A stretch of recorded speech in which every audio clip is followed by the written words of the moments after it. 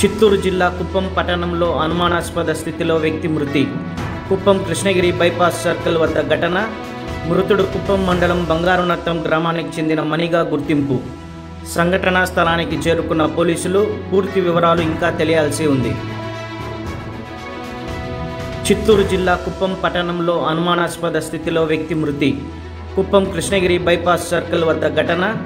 మృతుడు కుప్పం మండలం బంగారునత్తం గ్రామానికి చెందిన మణిగా గుర్తింపు. సంఘటనా స్థలానికి చేరుకున్న పోలీసులు పూర్తి వివరాలు ఇంకా తెలియాల్సి ఉంది.